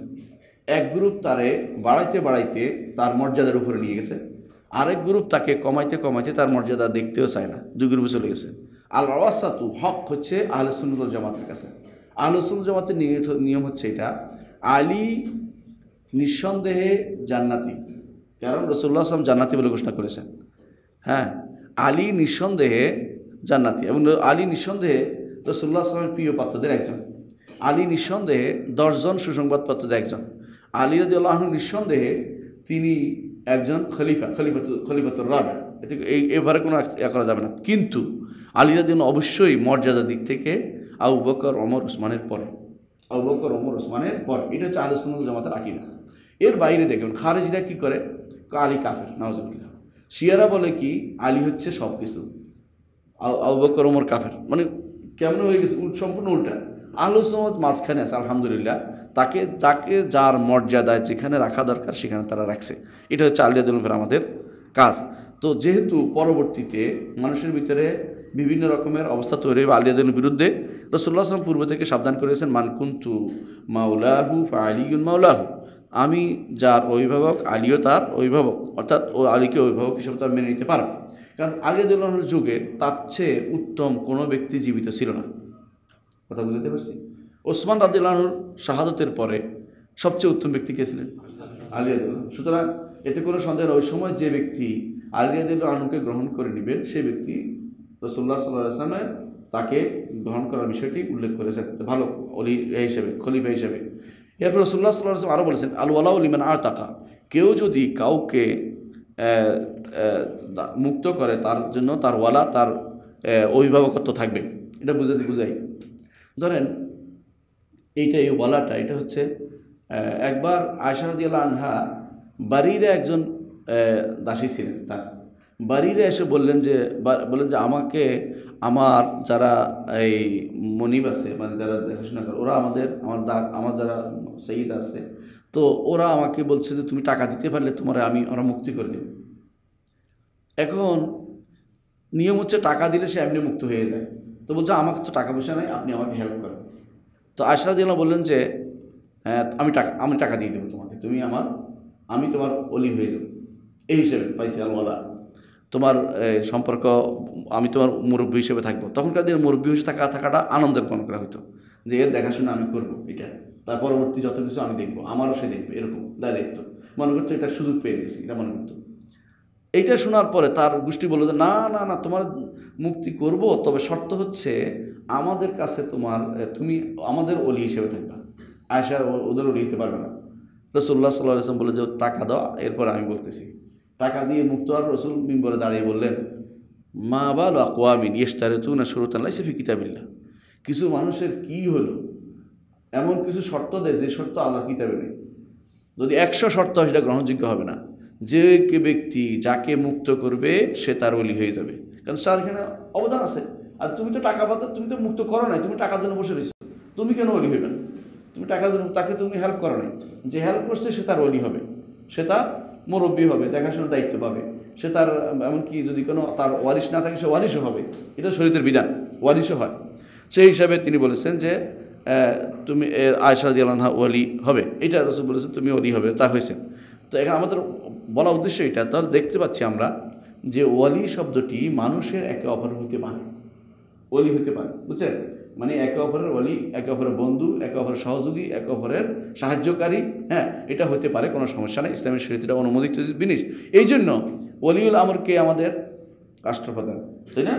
রাষ্ট্রপ্রধান ওলিউল আমরকে আমাদের আলেম সমাজ এর ওলিউল আমর, এটা হয়তো কোনো দোষের কিছু নেই। হ্যাঁ, এই জন্য আল্লাহ তাআলা বলছেন ইয়া আইয়ুহাল্লাযীনা আমানু আতিউল্লাহ ওয়া আতিউর রাসূলা ওয়া উলিল আমরি মিনকুম। হ্যাঁ, এই হিসাবে আমরা দেখতে পাচ্ছি যে ওলি শব্দটি একটা ব্যাপক শব্দ। এখানে দোষের কিছু নাই। কেউ যদি বলে যে মাওলানা বলা দোষের কিছু নেই, কথা বুঝতে পারছি? এখন সমস্যা হচ্ছে মাওলানা বলার ব্যাপারটা কিন্তু এখন একটা হযবরল অবস্থায় চলে গেছে। আগে মাওলানা শব্দটা আলেমদের একটা খেতাব ছিল। যখন আমাদের বাবারা যখন সার্টিফিকেট পাইছেন কামেলের, তখন লেখা থাকতো যে অমুক অমুক অমুক বড় এক পৃষ্ঠার একটা কাগজ ছিল আরবিতে, যে এই কিতাব পড়েছে, এই কিতাব পড়েছে, এত কিতাব পড়ার কারণে তাকে আমরা উপাধি দিলাম যে মাওলানা, আমাদের মাওলানা। অর্থাৎ মাওলানা উপাধি ছিল একটা। যেমন আমাদের এখন ডক্টরের উপাধি আছে, যেমন আমাদের মাস্টার্স এমফিল উপাধি আছে, না এমফিল উপাধি নেই, ম্যাজিস্ট্রেট উপাধি আছে। যেমন কারো কারো ডিগ্রি নাম আছে না, অনার্স ডিগ্রি আছে, এরকম একটা ডিগ্রির নাম ছিল মাওলানা। বুঝতে পারছেন কথাটা? তো তখন কেউ কামিল পাশ করলে বলতো মাওলানা, আর যদি কেউ ফাজিল পাশ করতো তখন লেখা থাকতো যে ফালাক্কাবতুহু বিল মৌলবী, তাকে মৌলবী নাম দিলাম, লকব দিলাম। অর্থাৎ মৌলবী একটা কী ছিল, সার্টিফিকেট নাম ছিল। সুবহানাল্লাহ। এইটা কিন্তু দেশ স্বাধীনের পরে এটা কিন্তু বেশ কয়েক বছর ছিল, এরপরে উঠে গেছে। বিশেষ করে যখন মাদ্রাসাগুলোর মান বাড়তে থাকলো, তখন ডিগ্রির মান নিচে নামতে থাকলো, তখন এই দুইটা জিনিস সরকারে উঠে গেছে, নাই। এখন আর কোনো সার্টিফিকেট আপনি মাওলানার মৌলবী পাইবেন না, খুঁজেও কোথাও কিছু নাই। কিন্তু হুজুররা পাইছে একবার, জীবনে এটা ছাড়তে রাজি নেই। সবাই লিখে রাখে নিজের নামে, নিজে মৌলবী লেখে আর নিজে মাওলানা লেখে। আরে আপনি মৌলবী লিখছেন কেন? কয় যে আপনি ডক্টর লিখছেন কেন? আমার একজন বলতেছে, আরে আমার তো একটা সার্টিফিকেট দিচ্ছে যে ডক্টরেটটা ডিগ্রি দিলাম, আপনারটা ডিগ্রিটা দেখান তো কোথায় আছে। এরপরে বলতেছে হ্যাঁ অসুবিধা কি, আমরা বললাম মাওলানা হিসেবে, আমরা তো অভিভাবকদের কাজ করি। হ্যাঁ ঠিক আছে, একটা ভালো জিনিস পাইছে, এটা হচ্ছে আপনি বলতে পারেন মাওলবী আরেকজনকে আমার ওলি, তাই না? ধরেন নবীন ভাই, আমি বললাম যে নবীন ভাই মৌলবী, আমার ওলি, কিন্তু আমি নিজেকে মৌলবী কীভাবে বললাম? বুঝলেন কথাটা? মানে আমি আমার ওলি, কথাটা কি হইল? আমি মাওলানা, আমরা আমাদের ওলি, আমি নিজে হয়ে গেলাম, এটা কি হইল? এটা তো নিজের দাবি করা। এটা কিভাবে করলেন? এখন বলতেছে আপনারা বেশি কথা বলেন না, আমরা বলে বেশি কথা বলি, মানে কোনোভাবেই শুনতে রাজি নেই। যতই বুঝলাম ভাই এখন আর এটা নাই, আপনার এই ডিগ্রি এখন হয়ে গেছে কি, হ্যাঁ এসএসসি এইচএসসি আরটা কি অনার্স মাস্টার ডিগ্রি হয়েছে, এখন আপনারা মৌলভী আর মাওলানা ডিগ্রি নেই আপনার, আপনি এগুলো বলাটা ঠিক না। আর যদি বলতে চান যে অর্থ হিসাবে, যে আমি অর্থ হিসাবে যাচ্ছি ডিগ্রি হিসাবে না, সেটা কি? আমরা তো আলেম অভিভাবক, তো আরেকজন বলুক আপনাকে, আপনি লেখেন কেন? আপনি লেখেন কেন যে মাওলানা অমুক, আপনি মাওলানা লেখেন কেন? এই জন্য আমার মনে পড়ে একবার আমি ইসলামিক ফাউন্ডেশনে একটা আলোচনা রাখছিলাম লম্বা, তো লম্বা টাইম আরবিতে আলোচনার কারণে তো আশেপাশের সব মৌলবীরা খেপে গেছে যে উনি ডক্টর হইয়া কোরআনের তাফসীর আলোচনা কেন করেন। তো উনি ডক্টরের কাজ তো এটা না, মানে আমি আলোচনা ছিল এটা যে ইয়ার উপরে মানবিক আইনের, ইসলামিক মানবিক আইনের উপরে। তো এটা আরবিতে আমি কিছু দলিল কোরআন দলিল টলিল দিচ্ছি। এখন তাদের আবার এটা ছাড়তেও পারে না, আমার কাছে বলে যে আমার এক কপি, আমার এক কপি। তো আমি প্রত্যেকেরই ফ্যান ড্রাইভে কপি করে দিয়ে দিচ্ছি, যা পড়া হচ্ছে আমার দায়িত্ব থাকবে।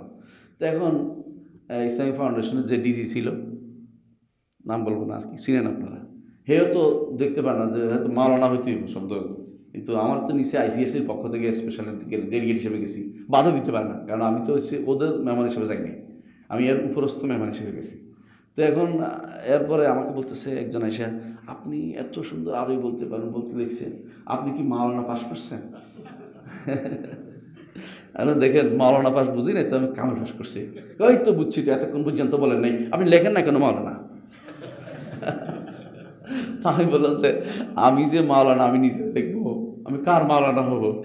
মাওলানা তো আমাদেরও অভিভাবক, তো আমি নিজেরা নিজে আমাদেরও অভিভাবক, কি হইলো? আপনি তো আবার প্যাচ করতেছেন দেখি, চলে গেছিলেন। তো ঘটনাটা হয়েছে এরকম, ওরা যতক্ষণ পর্যন্ত কেউ মাওলানা না লাগবে ততক্ষণ পর্যন্ত এটা নাকি কিছু হয়নি, আলেমও হয়নি, নাম লেখাইতে পারেনি। তো আমরা মনে করি এই জাতীয় জিনিসগুলো হচ্ছে বিভ্রান্তি, আর কিছুই না, বিভ্রান্তি আর কিছুই না। হ্যাঁ, একসময় ছিল, এটা আমরা অস্বীকার করছি না, কিন্তু বর্তমানে এটা কোনো ডিগ্রির নাম নয়, এবং বর্তমানে এটা ব্যক্তি তাকে লিখতে পারে না। কেউ যদি বলে আমার অভিভাবক অমুক, সে আরেকজন বলতে পারে যে অমুক অভিভাবক হিসাবে আমি বলতেছি, হ্যাঁ এটা বলতে পারে, কোনো সমস্যা নেই। আরেকটা জিনিসের দরকার জানা, এটা হচ্ছে আমাদের সমাজে কেউ কেউ মাওলানা লিখলে বলে শিরিক করে হচ্ছে, ঠিক না কথাটা? এটা বলতে চাচ্ছি, আমাদের ওলামা কেরাম, বিশেষ করে হারামাইনের শরীফাইনের আলেমরা এবং বিশেষ করে শেখ বিন বাজ সহ সবাই ফতোয়া দিয়েছে সরাসরি যে মাওলানা বলা কোনো শিরিক না, কারণ মাওলানা তো ব্যবহার আছেই, রাসূলুল্লাহ সাল্লাল্লাহু আলাইহি ওয়াসাল্লাম নিজে ব্যবহার করেছেন। হ্যাঁ বলেছেন মাওলা ইয়া, একটা হলো মাওলা ইয়া, আমার মাওলা বলেছেন। হ্যাঁ, আমার আর আমাদের মধ্যে কোনো পার্থক্য না, শব্দ দুইটাই একটা হচ্ছে এক বছর, একটা বহু বছর, এটা বলতে পারবে, এবং তিনি এটা প্রমাণ দেখিয়েছেন। তারা সবাই ওলামা হারামাইন শরীফাইনের আলেম বা এরা কোনো দিনই বলে না যে শিরিক। এটা যারা শিরিক বলে তারা আরবি সম্পর্কে কিছুটা অজ্ঞই বলতে হবে, কারণ আরবি ভাষায় শব্দটা কোনো একটা অর্থে না, বহু অর্থে ব্যবহৃত হয়। যদি ওই অর্থে, আল্লাহর অর্থে কেউ ব্যবহার করে না কাউকে, এটা কিন্তু শুধু জোর করে ধরে নিলে হয় না, কোনো কিছু জোর করে শিরিক না বানানো উচিত, বাস্তবে শিরিক হলে বলা উচিত। এখানেও দেখেন শেখুল ইসলাম মোহাম্মদ আবদুল্লাহ রাহিমাহুল্লাহ, তার বইটার বড় সৌন্দর্য হচ্ছে এটা, তিনি জোর করে কোনো কিছু শিরিক বলেন নাই, বরং বলছেন যে এটা কেউ যেন এটা না বলেছেন। কেন? অনেকগুলো কারণ, মাকরু হইতে পারে, হারাম হইতে পারে, যে ধীরে ধীরে কেউ যদি কোনো একবারে ভক্তিতে গদগদ হইয়া আল্লাহ বানাই ফেলে, এই জন্য নিষেধ করা হয়েছে। তো হলো বিভিন্ন স্তর আছে, আপনি ধরে এটা এক স্তর বানাই ফেলেন যে শিরিক, শিরিক শিরিক, কিছু হলে শিরিক, বাজারে মাছ বেচা হয় না, কিনে না কেন শিরিক হলো। এই জাতীয় জিনিসগুলো যেন আমাদের সমাজে প্রচলিত না হয়, বরং শিরিক জানতে হবে, শিরিকের জন্য পড়তে হবে, শিরিক কোথায় হয় এটা বুঝতে হবে। এটা হলো আমাদের জিনিসটা আগে না জেনে শুরু বলে এটা ঠিক না। আচ্ছা, এরপরে কি বলছেন আল্লাহ রাসূল সাল্লাল্লাহু আলাইহি ওয়াসাল্লাম বলতেছেন, আমরা আমাদের বাড়তি আলোচনা শেষ করে এখানে চলে আসি। আল্লাহ রাসূল সাল্লাল্লাহু আলাইহি ওয়াসাল্লাম বলছেন, ওয়ালা ইয়াকুল আহাদুকুম আবদি ওয়া আমাতি, আল্লাহু আকবার। আবার বলছেন, আগেরটা ছিল রব্বাকা, তাই না? তোমাদের কেউ যেন এটাও না বলে আমার দাস আমার দাসী, এটা যেন কেউ না বলে। ওয়ালিয়াকুল, সে যেন বলে ফাতায়া ও ফাতাতি ও গোলামি, আমার যুবক আমার যুবতী, ও গোলামি, আমার টকবক করা ছেলে। গোলাম দুই অর্থে পারত, গোলাম দাস অর্থেই পারত, কিন্তু ছেলে অর্থে পারত বেশি। এই জন্য রাসূলুল্লাহ সাল্লাল্লাহু আলাইহি ওয়াসাল্লাম ইবনে আব্বাস কি বলেছেন, ইয়া গোলাম ইন্নী উআল্লিমুকা কালিমাত, গোলাম তোমাকে আমি শিক্ষা দেবো। হ্যাঁ, এই জন্য গেলমান বলা হয়, যারা হুর গেলমান থাকবে, হ্যাঁ এরা থাকবে। কেন গেলমান কেন বলে? তারা যুবক থাকবে, চির যুবক, তারা কোনোদিন বুড়ো হবে না। তো যুবক হতে যাচ্ছে, এই বয়সটাকে বলা হয় গোলাম, মানে এটাকে বলা কি আমাদের দেশে বলা হয়, হ্যাঁ হ্যাঁ টিনেজার, টিনেজার, এই বয়সের মধ্যে এদের টিনেজার। তো এটা বলার উদ্দেশ্য হচ্ছে কাউকে কিন্তু যদি আপনি বুড়া বলেন খুশি হয় না, যদি আপনি তো এখনো ইয়াং রয়ে গেছেন, দেখবেন যে মহা খুশি, মনটাই ভালো হয়ে যায়। তো রাসূলুল্লাহ সাল্লাল্লাহু আলাইহি ওয়াসাল্লাম চেয়েছেন যে মানুষকে খুশি করতে কথা দিয়ে, শব্দ দিয়ে, হ্যাঁ, এই জন্য তিনি সবসময় এমন শব্দটা ব্যবহার করতেন কারোর জন্য যেটা অত্যন্ত চমৎকার। এমনকি কখনো যদি তিনি দেখতেন যে কেউ একটা খারাপ শব্দ বলেছে, বল তুই বস, তো যাওয়া লাগবে না। একবার তিনি বলছেন কে দুধ দোহাইবে, বলছে দাঁড়া অমুক, তোমার নাম কি? মোর্রা। মোর্রা অর্থ কি? তিতা। বস বস, বসে থাক, বসে থাক। আরেকজন তোর নাম কয় এটা, তুই যা। বুঝা রসুল চেয়েছেন যে সুন্দর একটা জিনিস চাচ্ছেন। তো এই জন্য রাসূলুল্লাহ সাল্লাল্লাহু আলাইহি ওয়াসাল্লাম বলছেন কেউ যেন তার দাস দাসীকে আমার দাস আমার দাসী না বলে, বলে কি আমার যুবক, আমার যুবতী, আমার ইয়াং ম্যান, এগুলো যেন বলে। রাসূলুল্লাহ সাল্লাল্লাহু আলাইহি ওয়াসাল্লাম এটা চেয়েছেন। তো এই জন্য ইয়াং ম্যান বলে কোনো মানুষকে যদি বলে না, প্রচণ্ড খুশি হয়ে যায়, সে বাচ্চাও খুশি হয়ে যায়, বিরাট আমাকে যুবক বানাচ্ছে। এই বয়সটা এমনিতে প্রিয় জিনিস। তো রাসূলুল্লাহ সাল্লাল্লাহু আলাইহি ওয়াসাল্লাম এটা চেয়েছেন। এখন নিষেধ হওয়ার কারণগুলো দেখতে হবে যে রাসূলুল্লাহ সাল্লাল্লাহু আলাইহি ওয়াসাল্লাম দাস দাসীকে কেন নিষেধ করেছেন। কারণ এরা আসলে কার? আমরা সবাই কার কার দাস? আল্লাহর দাস, এটাতে কোনো সন্দেহ নেই। কিন্তু আমার আল্লাহর দাস, আল্লাহর দাসী, এতে কোনো সন্দেহ নেই। রাসূলুল্লাহ সাল্লাল্লাহু আলাইহি ওয়াসাল্লাম কী বলছেন যে লা তামনাউ ইমা আল্লাহি মাসাজিদ আল্লাহ, আল্লাহর দাসীদেরকে আল্লাহর মসজিদে নিষেধ করো না। একজন আমাকে, এক নাস্তিক আমাকে প্রশ্ন করছে কয়দিন আগে, আপনারা আব্দুল্লাহ নাম রাখতে খুব খুশি হন, কিন্তু আল্লাহর দাসী বলেন না কেন নারীদেরকে? আমরা অসুবিধা কী? সে জানেই না যে রাখা যাবে, আমাতুল্লাহ রাখা তো নিষেধ নেই, আমরা রাখেন না। আপনারা এটা ধরো, আপনারা কেবল নারীদেরকে বানাচ্ছেন ফুল, নাসরিন, নারিজিস, এগুলি রাখবেন আপনারা, ফুল, তারপরে কি গোলাপ, এগুলি নাম রাখবেন আপনারা। তো আপনারা যদি কোনো আল্লাহর দাসীর দিকে নেন, আমরা তো নিষেধ করি না, রাখেন না। আপনারা আরও সুন্দর সুন্দর ফুল বানিয়ে রাখতে চান তাদেরকে, তাই না? দোষে কিছু না। কিন্তু আল্লাহর দাসী বলতে তো আমাদের কোনো নিষেধ নাই। নিষেধ নাই, আল্লাহ নিষেধ নাই তো। কারণ আমাতুল্লাহ হইতে পারে, আল্লাহ আমাতুল্লাহ ছিল, ইসলামে ইতিহাসে বহু আমাতুল্লাহ ছিল যারা মুহাদ্দিস ছিলেন, হাদিস, হ্যাঁ, এখনও আছে। তা আপনি না জানেন, আপনি দোষ দিচ্ছেন আমাদের উপর, আমাদের ইসলামে তো নিষেধ নাই। না, সে মনে করছে কি, ওই ফেমিনিস্ট আর কি, সে মনে করতেছে আল্লাহর শুধু দাস হয়, আল্লাহর দাসী হয় না কেন? আমরা তো আল্লাহর দাসী, তো আমরা সমস্ত আমাদের মাগুলি সবই আল্লাহর দাসী। আল্লাহ তাআলা বলেই দিয়েছেন, রাসূলুল্লাহ সাল্লাল্লাহু আলাইহি ওয়াসাল্লাম বলে দিয়েছেন, আল্লাহ মিনি আব্দুকা ওবনা আব্দিকা ওবনা আমাতিকা, আল্লাহ আমি তোমার দাস, তোমার দাসের ছেলে, তোমার দাসীর ছেলে। এর অর্থ হলো সবাই দাসী, সমস্ত মেয়েরা আল্লাহর দাসী, এতে কোনো সন্দেহ নেই। তাহলে আল্লাহর দাসী যেখানে বলা যায়, সেখানে ব্যক্তি কখনো নিজের দাসী বলাটা কি নয়, ঠিক হয় না। এই জন্য এইভাবে বলতে নিষেধ করা হয়েছে। কি বলতে বলছে? যে বলবে যে আমাতি ফাতায়া ও ফাতাতি, আমার যুবক, আমার যুবতী। এটা সৌন্দর্য, তাদের মধ্যে কি আছে? তাদের মধ্যে একটা আসবে, আত্মমর্যাদাবোধ থাকবে। তারা মনে করবে আমাকে কোনো অহংকার শব্দ ব্যবহার করেন, অহংকার ব্যবহার করেন। তো এই জন্য শব্দ ব্যবহার করার ক্ষেত্রে আপনারা অত্যন্ত শিখাবেন, বাচ্চাদেরকেও শিখাবেন, বাচ্চাদের শিখাবেন। আপনার ঘরে একজন কাজ করে, হ্যাঁ, বুয়া আছে না, বুয়া, তারা আপনি ভালো শব্দ দিয়ে শিখান। বা একে বুয়া বলে না, তুমি দাদি বলো, অসুবিধা কি? দাদু তো হইতে হবে, সব মেয়েরা তো দাদু পর্যায়ে, তাই না? দাদু পর্যায়ে কোনো সমস্যা নেই। না, বলতে হবে তাকে এই কর্মচারিণী, এগুলো বলে কেমন শিখা হলে খারাপ জিনিসটা। রাসূলুল্লাহ সাল্লাল্লাহু আলাইহি ওয়াসাল্লাম এটাও চেয়েছেন, কিন্তু এখানে আরও অতিরিক্ত চেয়েছেন কেন? এটা বাড়তে বাড়তে আল্লাহর পর্যায়ে চলে যায়, এই জন্য এটা কঠিনভাবে নিষেধ করেছেন রাসূলুল্লাহ সাল্লাল্লাহু আলাইহি ওয়াসাল্লাম। কারণ এর মধ্যে আদবের খেয়াল রাখা খুব জরুরি, আদবের খেয়াল রাখা খুব জরুরি। হ্যাঁ, এই জন্য আমাদের এই শব্দটা খুব জরুরি, যে কী শব্দটি ব্যবহার করবে। ইসলাম কিন্তু মার্জিত রুচি। ইসলাম সমস্ত বিষয়ে, কেউ মুরব্বী হলে, বয়স্ক হলে তাকে কখনো নাম ধরে বলতে বলে না, তাকে চাচা বলতে বলে, সুন্দর করে বলে। হ্যাঁ, আর যদি ছোট হয় তাদেরকে আরও সুন্দর শব্দ দিয়ে ডাকতে আহ্বান করতে বলে। এটা ইসলামের সৌন্দর্য। কিন্তু এখানে বিশেষভাবে বলা হচ্ছে এই জন্য যে দাস দাসী, এটা আল্লাহর সাথে বেশি রিলেটেড, বন্দা যেন এটা না বলে। তবে এটা আমরা একটু আগেও বলেছি, এটা হচ্ছে যখন সরাসরি বলবে। কিন্তু যদি কোনো কাউকে জানাতে চাইবে যে ওটাকে বলে এটা আমার দাসী, কিন্তু ওটা তো বুঝবে না। যদি কোনো বলে আমার যুবক, আমার যুবক কি বুঝবে না, তো বোঝানোর জন্য বলতে পারবে। কিন্তু কোনো অহংকারমূলক অথবা দাসত্ব ইচ্ছা করে প্রতিষ্ঠাকে দেখানোর জন্য যে আমি দাস, আমি মনিব হয়ে গেছে, বড় কিছু হয়ে গেলাম, অহংকারমূলক বললে সেটা জায়েজ হবে না। আমরা কি বুঝতে পারছি? আলহামদুলিল্লাহ। এখানে কিছু শিক্ষণীয় বিষয় আছে। দেখেন, এক নম্বর শিক্ষণীয় বিষয় হচ্ছে যে রাসূলুল্লাহ সাল্লাল্লাহু আলাইহি ওয়াসাল্লাম অত্যন্ত সুন্দর করে একটা উম্মত গড়ে তুলেছেন, যে উম্মতের মধ্যে ছোটোখাটো জিনিসও তিনি ছাড়েননি। ইচ্ছা করলে তিনি এটা আলোচনা না করলেও পারতেন। কিন্তু আপনি কি পৃথিবীর কোনো গ্রন্থে এরকম তথ্য দেখাতে পারবেন ছোটোখাটো জিনিসও ধরছে? সারাদিন আপনি তো এবাদতের জিনিসও খুঁজে পাবেন না। আপনি হিন্দু ধর্মের মধ্যে, বৌদ্ধ ধর্মের মধ্যে আবাদ কিছু খুঁজেই পাবেন না। খ্রিস্টানদের আবাদ নাই বললেই চলে, কিছুই নেই, কী আবাদ করবো খবর নেই, কীরকম আবাদ করতে কিছুই নেই। কিন্তু আমার নবী মুহাম্মদ রাসূলুল্লাহ সাল্লাল্লাহু আলাইহি ওয়াসাল্লাম মানুষের আল্লাহ সর্বোচ্চ পর্যায় থেকে শুরু করে সাধারণ পর্যন্ত এমনকি বাথরুমে যাওয়ার নিয়ম পর্যন্ত শিখিয়ে দিয়েছেন।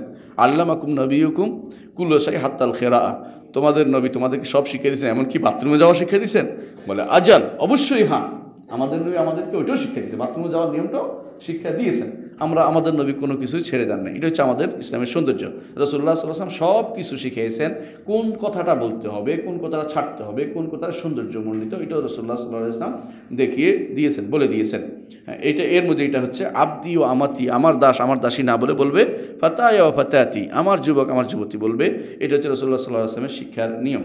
কারণ এর বিপরীত এখানে আরেকটা সৌন্দর্য হচ্ছে, এটা কোনো কিছু নিষেধ করে দিয়ে রাসূলুল্লাহ সাল্লাল্লাহু আলাইহি ওয়াসাল্লাম দেখবেন যে কোরআনের আমাদের ইসলামের সৌন্দর্য নিষেধ করে দিয়েছে, কিন্তু বিকল্প না বলে চুপ থাকে না, বিকল্প বলে দিয়েছে।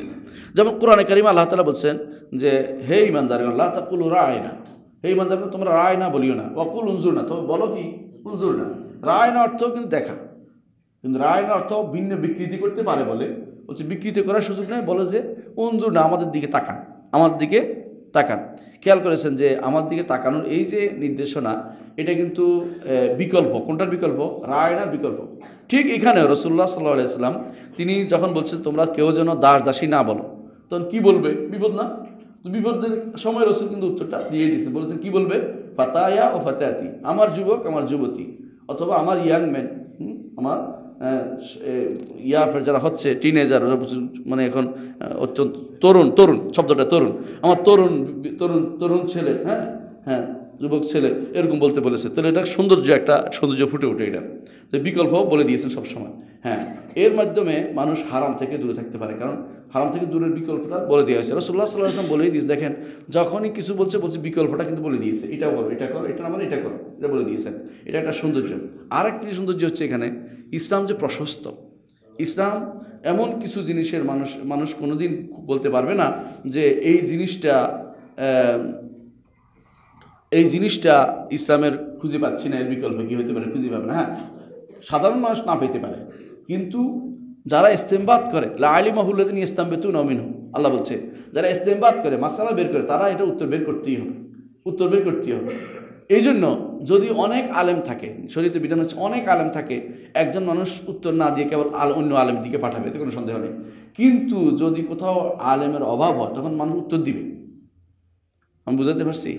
মদিনাতে কোথাও রাসূলুল্লাহ, একটা ঘটনা আছে মদিনাতে একবার, যে একজন মানুষ প্রশ্ন উত্তরের জন্য মদিনাতে গেছে, 40 জনের কাছে ঘুরে গেছে, আবার 55 জনের কাছে গেছে। যার কাছে বলে যাও, আমি না, ওর কাছে যাও, ও বলে ওর কাছে যাও, ওর কাছে 40 জন ঘুরে আবার 55 জনের কাছে চলে আসছে। কারণ আলেম প্রচুর, যে চাইবে আমি না হলেও আরেকজন দিতে পারবে, কোনো সমস্যা নেই। কিন্তু এই জিনিসটা বাংলাদেশে চলবে না। এখানে যদি আপনি বসে থাকেন, ওই বেটা হারাম করলে তাই দায়িত্ব আপনি বহন করতে হবে।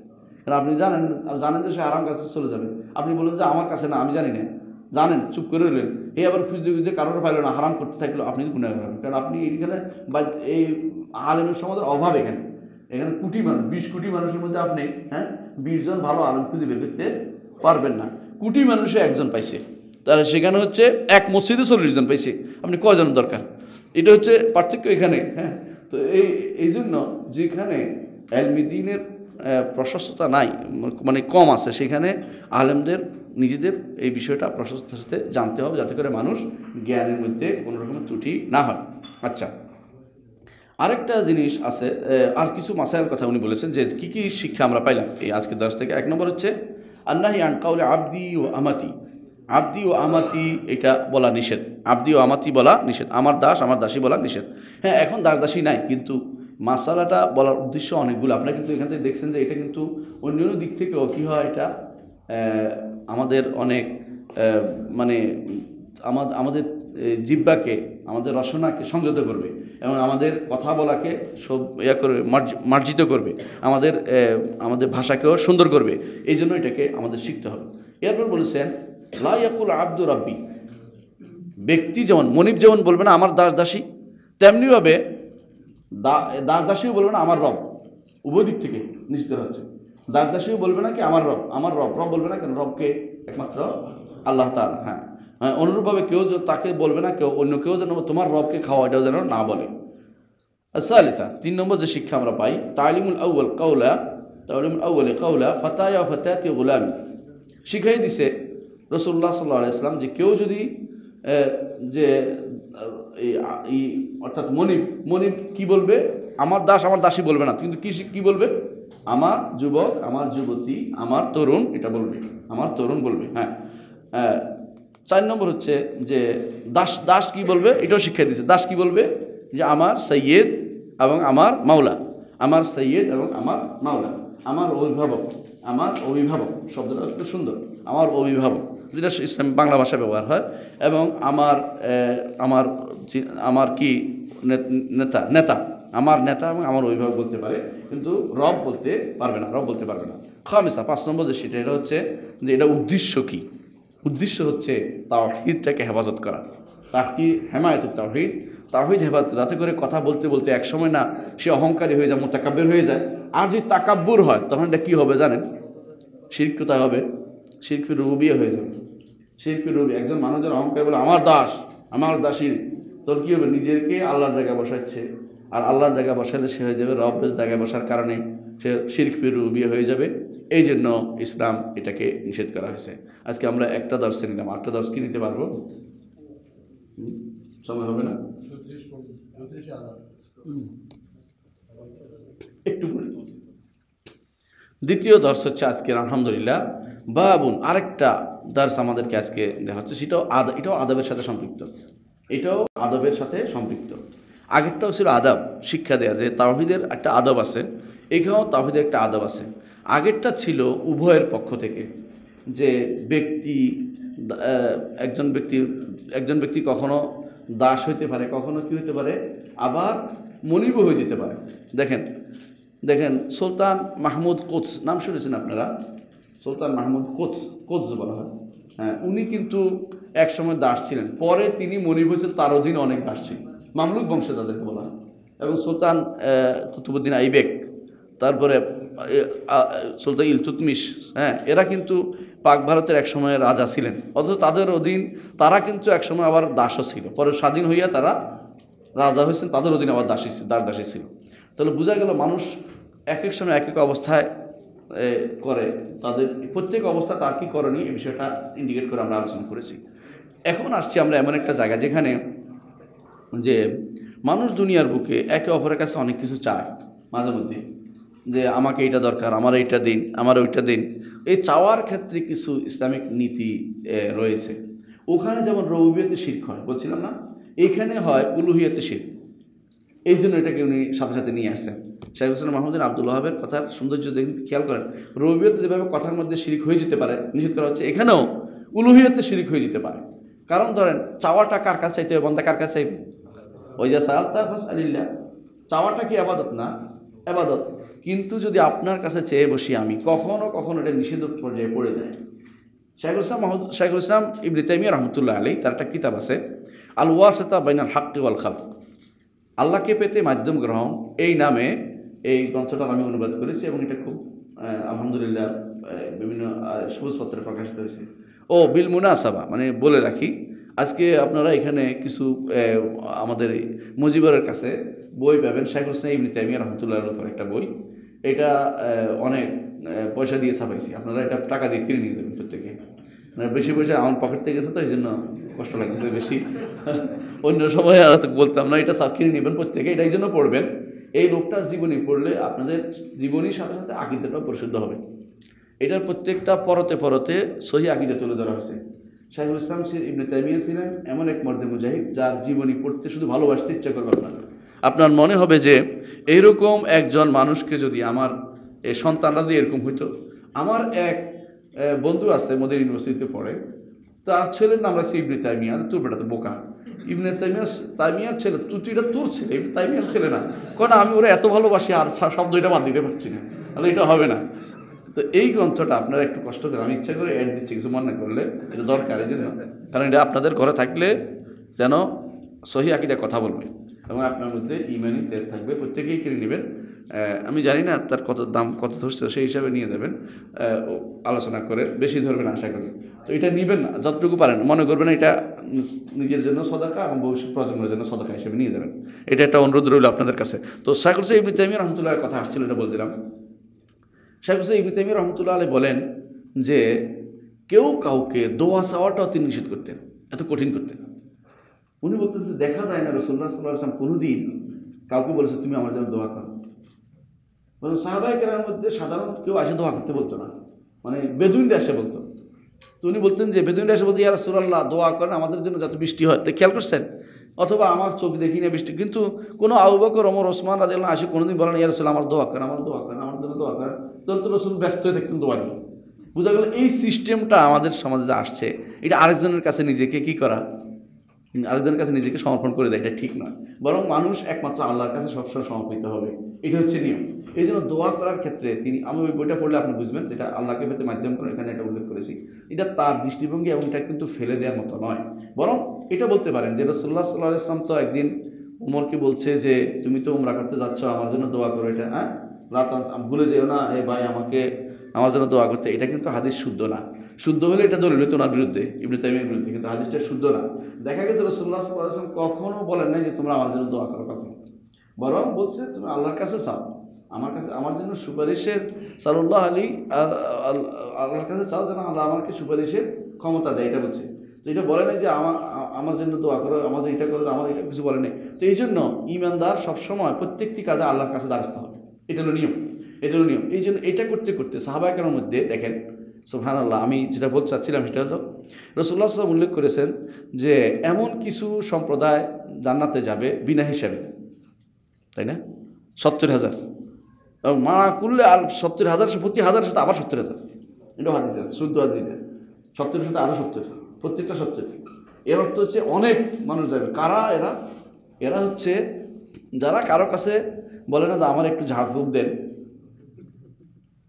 সারাক্ষণ আমার তো অসুবিধা, আমার ফু দেন, আমার এই ওষুধ আমার ফু দেন, এরকম করতে থাকলে এটা সে এর ভিতরে ঢুকতে পারবে না। কিন্তু যারা দিবে তাদের সমস্যা নেই, তারা সমস্যা নেই, তারা তো ভালো কাজ করতেছে। কিন্তু চেয়ে বেড়ানো, রাসূলুল্লাহ সাল্লাল্লাহু আলাইহি ওয়াসাল্লাম কোনো সাহাবী রাসূলের কাছে বলেন রাসূল আমাকে একটা ফু দেন না, এটা বড় রাসূল হচ্ছে বড় কেউ আছে নাকি ফু দেওয়ার মতো? কিন্তু কেউ বলেন না যে আমার একটু ফু দেন না, আমার মাথায় একটা ফু দিয়ে দেন, আমার মাথাটা ধরে না, পড়ালেখা ভালো হচ্ছে না, এটা বলে নাকি, বলছে নাকি? না, তো অর্থটা এরকম কিছু ছিল না। তারা কখনো এই কাজটি করতেন না, বরং তারা কি করতেন, এমনকি যেদিন থেকে তারা শুনছে যে হুমুল্লাযিন লা ইয়াস্তারকুন, ফু চেয়ে বেড়ায় না, ওয়ালা ইয়াক্তাবুন, তারা এই আল্লাহর উপর মানে হইয়া রাগারাগি যে আর কোনো কিছু করার নেই, আমি একবারে স্যাঁক দিয়ে ভালো হয়ে যাবো। অনেকে আছে না যে আর কিছু না, এবারে আমাকে মানে এটা অনেকটা হয়ে যাবা, নিরাশ হয়ে যাবা, এর জন্য জায়েজ যায়। তো এটা না হয়ে আল্লাহ রব্বি মিতাওয়াক্কালুন, আল্লাহ কারো কাছে কিছু চায় না, একমাত্র আল্লাহর কাছে চায়। এই জন্য এই হাদিস যেদিন থেকে সাহাবায়ে কেরাম জানছে, এদের মধ্যে কেউ কেউ এমন ছিল হাত থেকে লাঠি পড়ে গেছে, কাউকে বলেন লাঠি উঠে দিতে, কেন বলে নাই? যদি এইটার কারণে 70,000 থেকে বাদ পড়ে যায়, নামে লাঠিটা নিয়ে তারপর আবার উঠছে, গোড়া থেকে নামছে, এটা যদি তাদের যে 70,000 থেকে বাদ যেন না পড়ে যায়। এটা কত কঠিনভাবে নিজেদের তাওহীদের খেলাফত করতেন যে কারো কাছে কিছু চান না, এমন কিছু হলে কোনোভাবে চাইতো না। কেউ বলতো আমরা নিজে উইলিংলি দিলে নিত, কিন্তু কাউকে বলতো না যে এটা আমার দাও, কারণ যদি কোনো ওইটার ভিতরে পড়ে যায়, যদি এটা কঠিন, আমাদের সমাজ এটা চলা কঠিন।